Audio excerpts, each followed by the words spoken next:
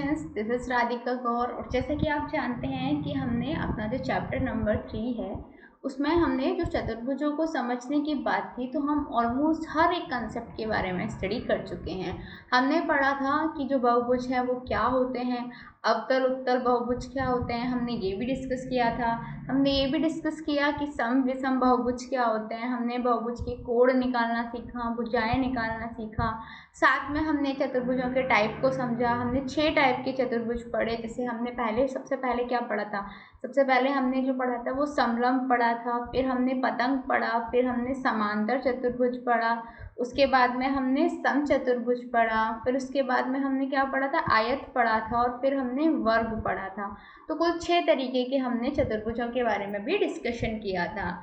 तो देखिए, अब बात ये है कि अब हमारे पास क्या है, हमने सब कुछ ऑलरेडी हमने इस चैप्टर से रिलेटेड जितने भी कंसेप्ट्स थे सबको क्लियरली समझ लिया है। तो अब बारी आती है इसके कुछ क्वेश्चन आंसर्स को सॉल्व करने की। काफ़ी क्वेश्चन आंसर मैं आपको सेशन में साथ के साथ सॉल्व करा दिए थे, बाकी कुछ और अलग तरीके से मैं इस सेशन में आपको कंप्लीट करा देती हूँ। उम्मीद करती हूँ आपको सेशन बहुत अच्छे से समझ में आ रहे होंगे। चलिए शुरू करते हैं। देखिए, क्वेश्चन हमारा ये कहता है कि कोई भी हमारे पास समांतर चतुर्भुज है, उसके दो आसन्न कोणों का अनुपात जो है वो क्या है, 3:2 है। समांतर चतुर्भुज के सभी कोणों की माप ज्ञात करनी है। ठीक है, तो देखिए, चतुर्भुज के आसन्न कोण दे रखे हैं हमें 3x और 2x। हम ये मान लेते हैं, जैसे ये फिगर है, इसमें एक कोण को हमने मान लिया 2x और दूसरे को मान लिया 3x। क्लियर। अब देखिए, समांतर चतुर्भुज के आसन्न कोण कैसे होते हैं, समपूरक होते हैं। समपूरक से आप मतलब समझते हैं किसके बराबर होते हैं, 180 के बराबर होते हैं। तो देखिए 3x में हमने क्या किया, 2x को प्लस किया, ये किसके बराबर होना चाहिए, 180 डिग्री, 180 के बराबर होना चाहिए।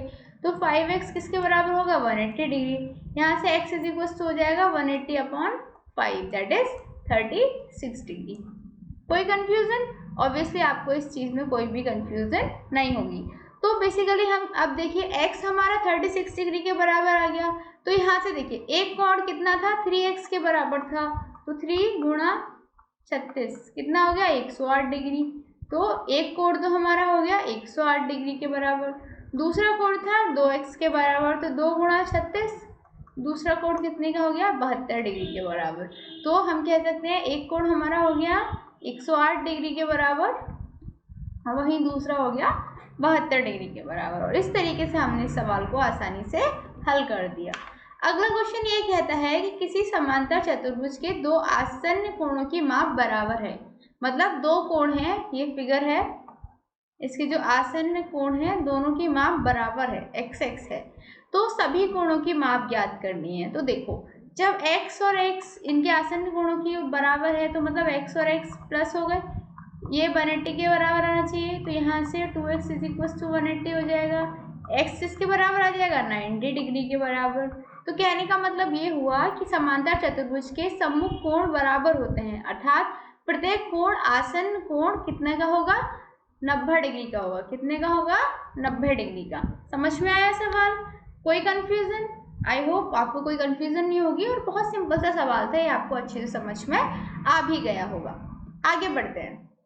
क्वेश्चन हमारा ये कहता है कि हमारे पास क्या है, हमारे पास एक समांतर चतुर्भुज है, ठीक है, होप। कौन सा, होप। तो हम कोई भी एक फिगर बना लेते हैं। देखिए, क्लियर, HOPE, होप।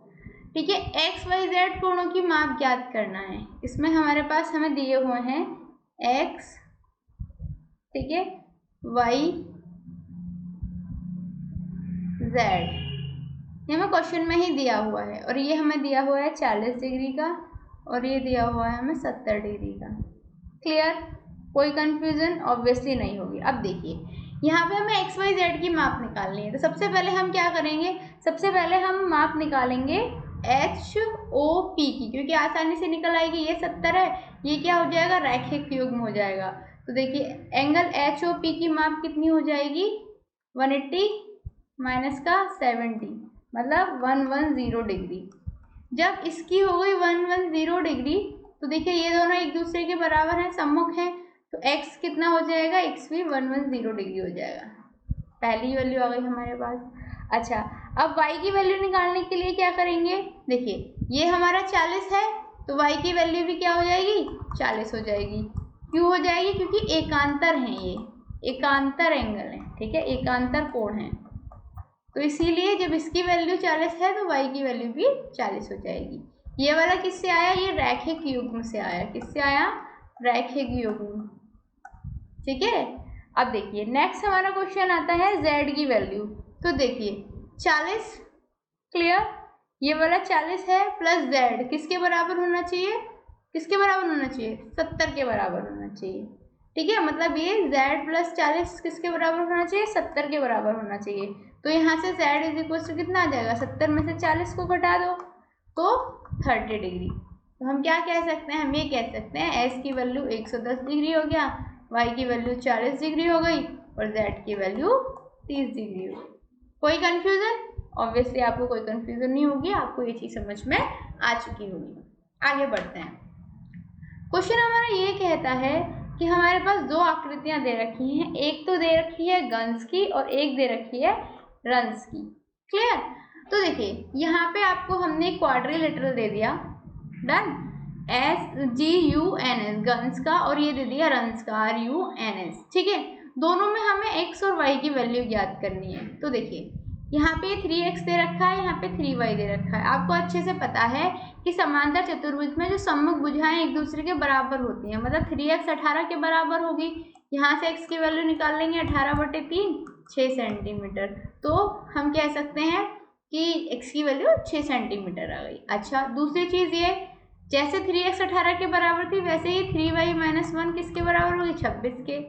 3y कितना हो जाएगा, 26 + 1 27 के, 3y 27 के बराबर हो गई, तो यहाँ से y बराबर हो जाएगा 27/3, तो y किसके बराबर आ जाएगा, 9 सेंटीमीटर के। तो इस वाले में x हो गई कितना, 6 सेंटीमीटर और y हो गई 9 सेंटीमीटर।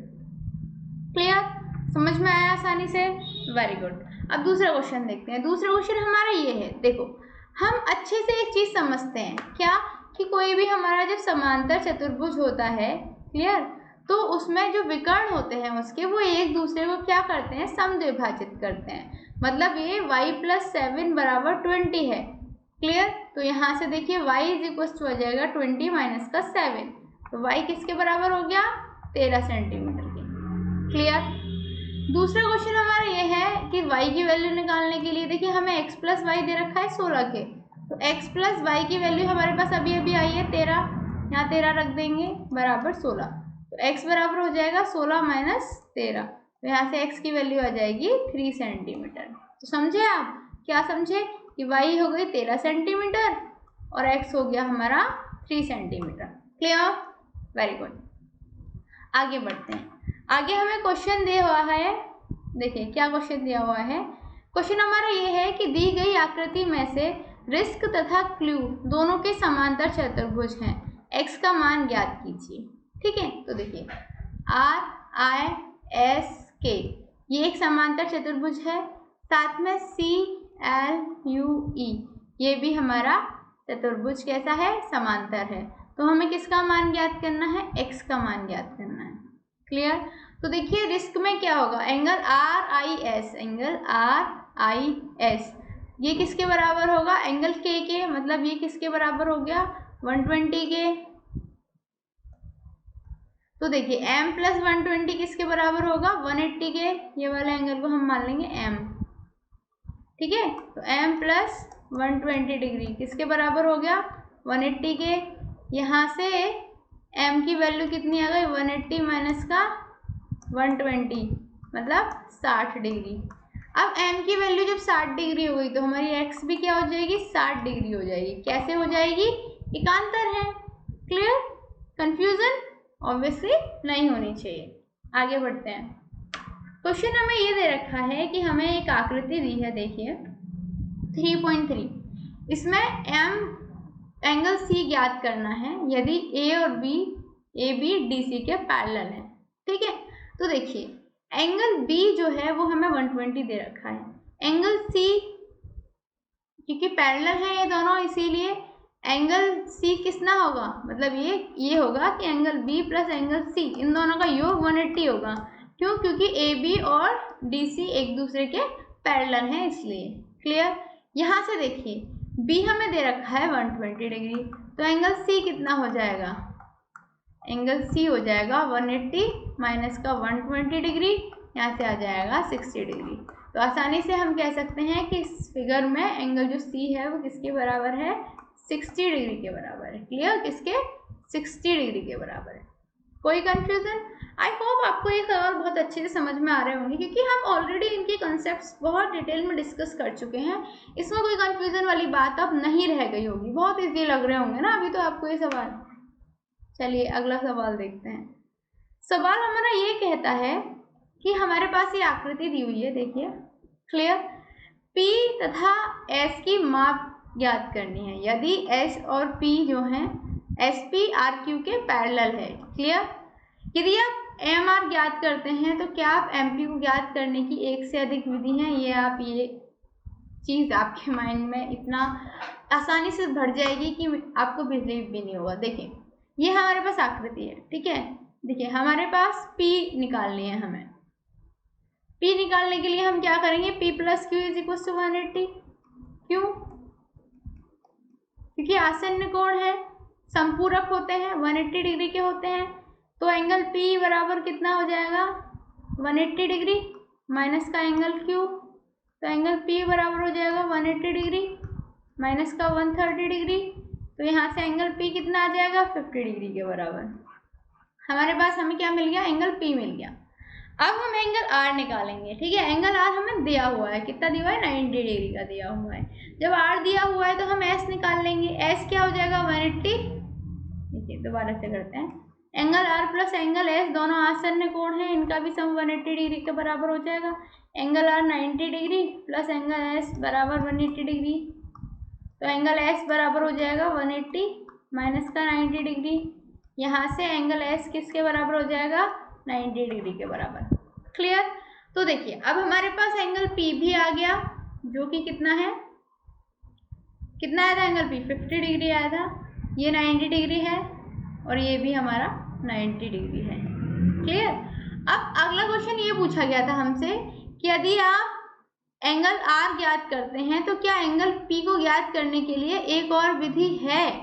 आपको ये बताना है। तो ऑब्वियसली है। क्या विधि है? देखिए angle S plus angle R plus angle Q plus angle P बराबर 360 होंगे, क्योंकि चतुर्भुज के कोण योग गुणधर्म से हमें ये पता है कि चारों जो कोण हैं उनका जो योग होता है वो 360 के बराबर होता है किसी भी चतुर्भुज में।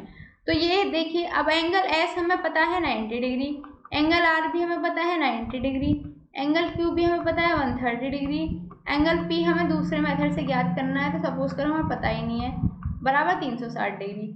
ये तीनों का सम करेंगे 310 डिग्री के बराबर आ जाएगा, प्लस एंगल P बराबर 360 डिग्री। तो यहाँ से देखिए एंगल P किसके बराबर हो जाएगा? 360 माइनस 310, तो ये किसके बराबर हो गया? 50 डिग्री के। क्लियर? तो यहाँ से भी हमने एंगल P को किसके बराबर निकाल लिया? 50 डिग्री के। क्लियर हुआ? Very good. अब देखिए अब मैं आपको सब चीज़ें बता चुकी हूँ और इस चैप्टर से रिलेटेड सारे हम इम्पोर्टेंट क्वेश्चंस को भी डिस्कस कर चुके हैं। तो एक और बार रिवाइज कर लेते हैं जो जो हमने चतुर्भुज पढ़े उनके बारे में, और इसके साथ ही हम इस चैप्टर का अंत करते हैं। तो देखिए सबसे पहले हमने चतुर्भुज में पढ़ा समांतर चतुर्भुज।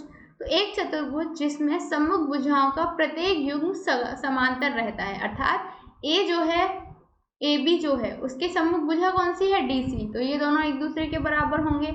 AD एक भुजा है, उसके सम्मुख भुजा है CB, तो ये दोनों भी एक दूसरे के बराबर होने चाहिए। यदि ऐसा होता है तो वो जो बहुभुज होता है उसे हम समांतर चतुर्भुज कहते हैं। क्लियर? तो एक चतुर्भुज जिसमें सम्मुख भुजाओं का प्रत्येक युग्म समांतर होता है वह समांतर चतुर्भुज कहलाता है।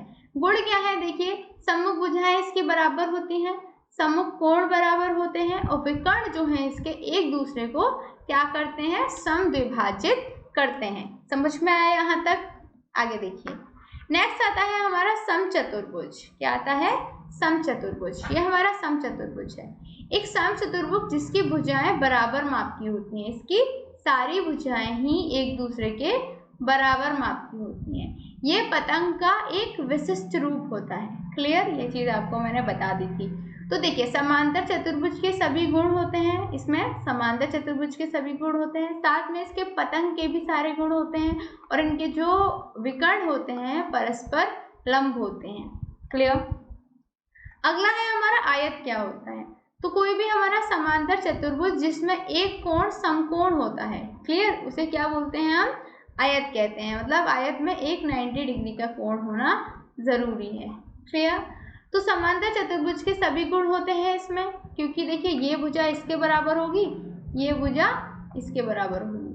प्रत्येक कोण कैसा होता है इसका, समकोण होता है, सारे के सारे कोण इसके समकोण होते हैं, और विकर्ण इसके बराबर माप के होते हैं। क्लियर। मतलब कोई भी हमारे पास रेक्टेंगल है, ये मिलाओ, ये यहाँ से मिलाओ, तो ये कैसे होंगे, जो विकर्ण होंगे इसकी लंबाई के बराबर होगी। सब कैसे होंगे, बराबर माप के होंगे। Clear, very good. आगे देखिए, अब आता है वर्ग क्या होता है। तो वर्ग के बारे में मैंने आपको बताया, जिस एक आयत जिसकी सभी भुजाएं बराबर होती हैं, एक तरीके का आयत ही है जिसकी सारी भुजाएं एक दूसरे के बराबर हैं। तो समांतर चतुर्भुज, समचतुर्भुज तथा आयत सभी के गुण होते हैं। समझ में आया। तो बेसिकली समांतर चतुर्भुज में समचतुर्भुज और आयत सभी के गुण विख्यात रहते हैं। इसके बाद आता है हमारा पतंग। तो एक चतुर्भुज जिसमें दो आसन्न भुजाओं के युग्म बराबर होते हैं उसे हम पतंग कहते हैं। जैसे ये देखिए, ये आसन्न भुजाएं हैं, ये दोनों एक दूसरे के बराबर होंगी, ये आसन्न भुजाएं हैं, ये भी एक दूसरे के बराबर होंगी, तो ये पतंग कहलाती है। इसके विकर्ण एक दूसरे पर लंब होते हैं, एक विकर्ण दूसरे विकर्ण को समविभाजित करता है, और आकृति में एंगल बी जो है वो डी के बराबर तो होगा, लेकिन एंगल ए जो है वो सी के बराबर नहीं होता है। क्लियर, ये चीज आपको ध्यान रखनी है। तो उम्मीद करती हूँ आपको अब सब समझ में आ चुका होगा, जो भी हमारे चतुर्भुज हैं वो क्या होते हैं, कितने प्रकार के होते हैं, कैसे हम उनकी भुजाएं कोण ज्ञात कर सकते हैं, ये आपको इस चैप्टर के बाद अच्छे से समझ में आ चुका होगा। कोई कंफ्यूजन हो तो आस्क एनी डाउट से आप पूछ सकते हैं। उम्मीद करती हूँ आपको ये सेशन बहुत पसंद आया होगा। मिलते हैं अगले सेशन में, तब तक के लिए शुक्रिया एंड गुड बाय।